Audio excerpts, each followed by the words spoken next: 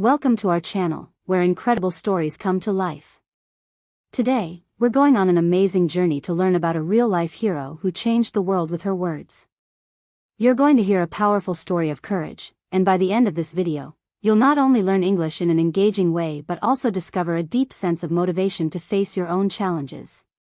Get ready to meet a young girl named Malala.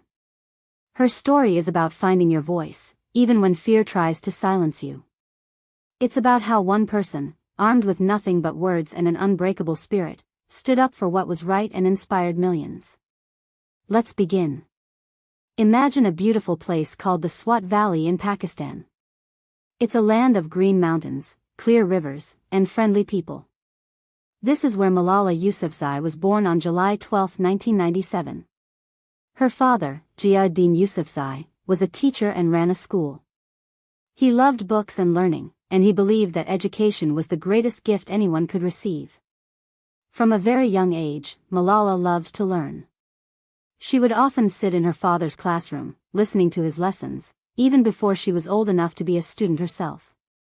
She loved going to school, loved reading, and loved the feeling of learning new things every day. Her father often said she was as free as a bird, and he encouraged her to speak her mind, to question, and to dream big. Life in Swat Valley was peaceful and full of hope. Girls and boys went to school together, and people lived their lives with simple joys. Malala was just like any other child. She played with her friends, loved watching TV shows, and sometimes argued with her brothers. She had dreams of becoming a doctor or an inventor. She believed that with education, anything was possible. Her family, especially her father, instilled in her a strong belief in the power of knowledge and the importance of speaking up for what you believe in. He would tell her stories of great leaders and thinkers, always emphasizing that words had power. The shadow of fear. But then, a dark shadow began to fall over the beautiful Swat Valley.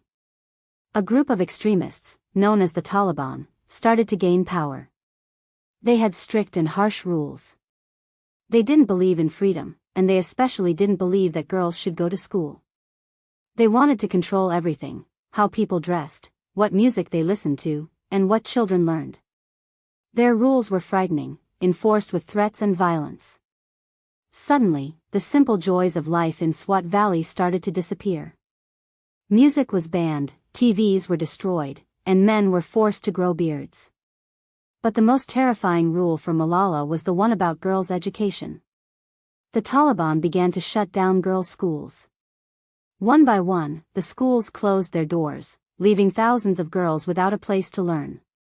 Malala saw her friends, who once shared her love for books, now forced to stay home. Fear spread through the valley like a cold mist.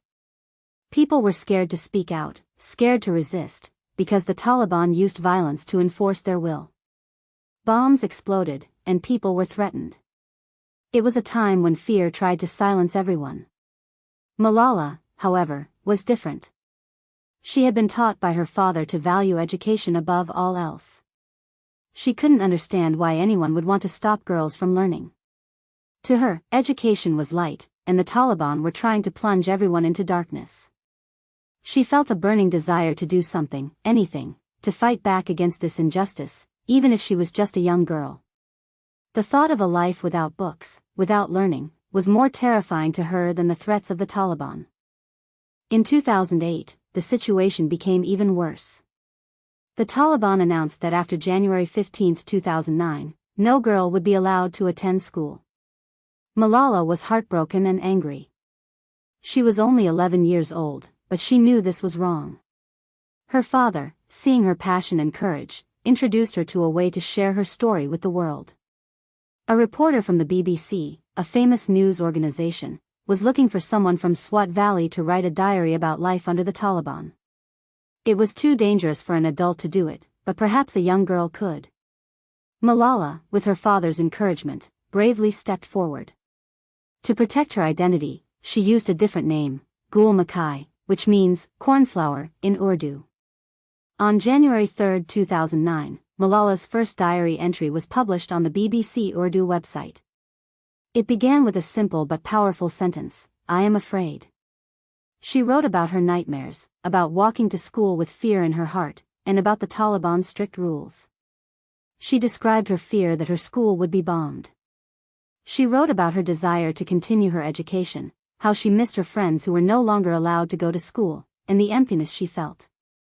Her words were simple, honest, and full of emotion.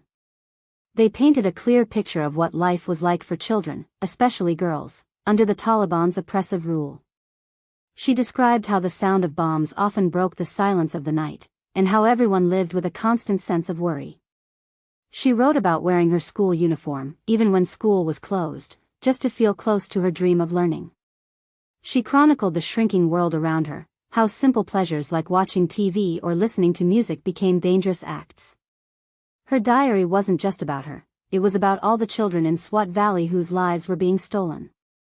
Through her blog, Malala continued to write about her daily life, her fears, and her unshakable hope for education. She wrote about preparing for exams, even when she didn't know if her school would reopen. "Today, our school was closed for the winter holidays," she wrote in one entry. The headmaster announced it, but also said that perhaps the school would not open after the holidays. This simple sentence captured the heartbreaking uncertainty faced by countless students. She described how her passion for learning kept her going, how every book she read was an act of defiance. Her words were a beacon of light in the darkness, a quiet but firm protest against the injustice she witnessed every day. Malala's blog began to attract attention, first in Pakistan, and then around the world. People were touched by her courage and the raw honesty of her words. She was just a young girl, but her voice was strong. As the world started to hear about the situation in Swat Valley, Malala and her father became more vocal. She started giving interviews to TV channels, speaking openly about the importance of education for all children. She spoke with a clear, determined voice, explaining why learning was a fundamental right, not a privilege. She spoke about the simple desire to learn, to read, to understand the world. She explained that education wasn't just about books, it was about thinking for yourself, about having dreams, and about building a better future. Her message was powerful because it came from her own experience, from the heart of a child who simply wanted to go to school. She became a symbol of hope for girls everywhere who were denied their right to learn. Her courage inspired others in Swat Valley to also speak up, slowly breaking through the fear that the Taliban had created. She argued that guns and violence could not win against books and pens. She believed that education was the strongest weapon against ignorance and extremism. Malala's growing fame, however, came with great danger. The Taliban did not like her message. They saw her as a threat to their power because she was inspiring others to resist. They decided to silence her. On October 9, 2012, Malala was on a school bus, heading home after an exam. It was a normal day, like any other.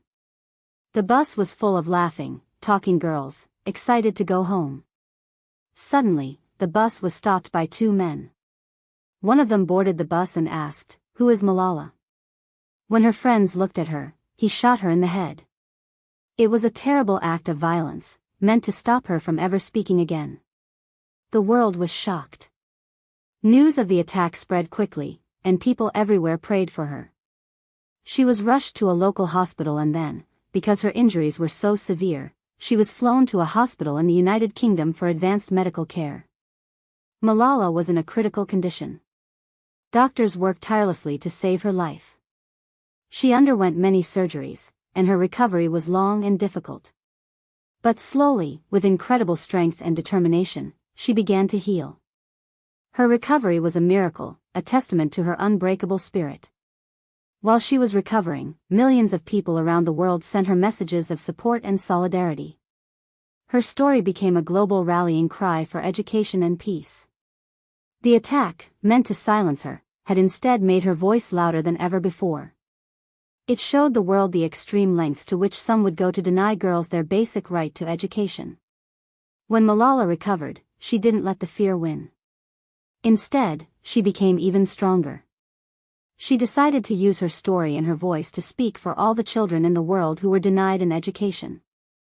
Her message was simple yet profound: education is a right for every child, everywhere. On her 16th birthday, Just 9 months after the attack, Malala delivered a powerful speech at the United Nations in New York City. She stood before world leaders, not as a victim, but as a champion.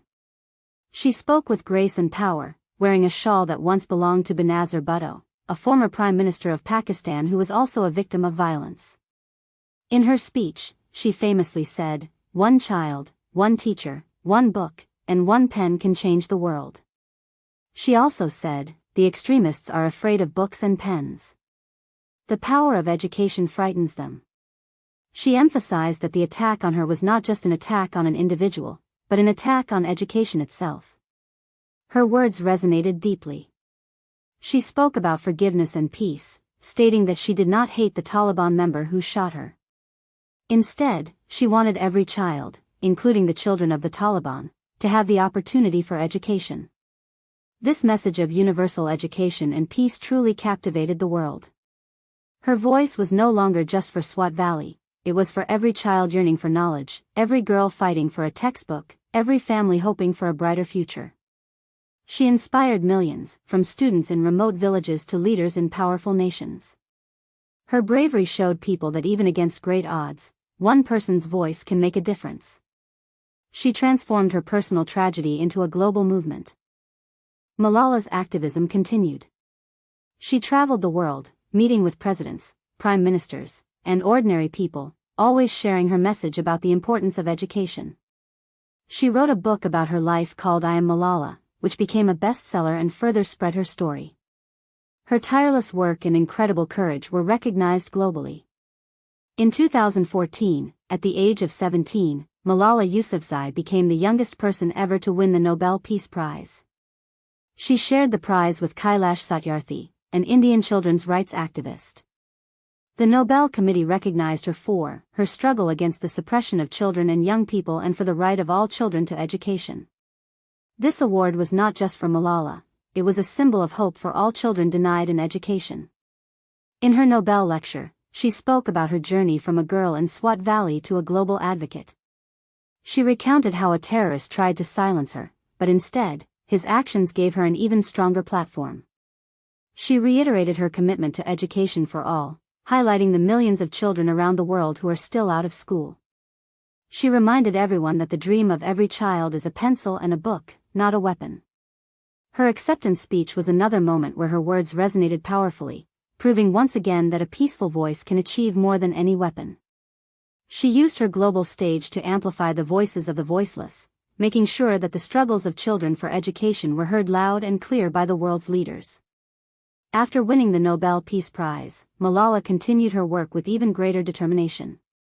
She co-founded the Malala Fund, an organization dedicated to ensuring every girl has the right to 12 years of free, safe, quality education. The Malala Fund works in countries where girls are most at risk of losing their education, like Afghanistan, Pakistan, Lebanon, Nigeria, and Brazil. They support local educators and advocates, helping them provide schooling and fight for girls' rights. Malala's journey shows us that true strength is not about physical power, but about the power of your convictions and the courage to speak them. She transformed a personal tragedy into a global movement. She didn't let fear define her, she used her voice to challenge injustice and inspire change. She proved that one person, even a young girl, can make an enormous difference in the world simply by speaking her truth. Her story is a living example of how words, when used bravely and thoughtfully, can be the most potent weapons against ignorance, fear, and oppression. She continues to advocate tirelessly, meeting world leaders, attending conferences, and using social media to spread her message. She graduated from Oxford University, showing the world that she also valued her own education journey, setting an example for millions. Malala's impact is not just in the number of schools built or policies changed, but in the countless young minds she has inspired to believe in the power of their own voices and the transformative potential of education. Her legacy is still being written, but her message remains clear: educate every child. We've just heard the incredible story of Malala Yousafzai, a true hero who fought fear with words. What did we learn today? First, we learned that education is a powerful right. It's not just about facts and figures, it's about freedom, dreams, and the ability to shape your own future. Malala's story shows us that when education is denied, it's a profound injustice, and it's worth fighting for. Second, we learned about the courage of speaking up. Malala was just a child, facing extreme danger, but she refused to be silent. Her blog entries, her interviews, her speeches, every word she uttered was an act of bravery. It reminds us that our voices have power, even if they feel small at first. When we speak our truth, especially about important things, we can inspire others and challenge injustice. Third, we learned that fear doesn't have to win. Malala faced unimaginable fear, even surviving an attack meant to silence her forever. But she turned that fear into fuel for her mission. She chose courage over comfort, and her words became stronger than any weapon. This is a powerful lesson for all of us. So, how can we apply these lessons to our own lives, right now? 1. Find your voice. What do you believe in? What injustice do you see around you? It doesn't have to be a global issue.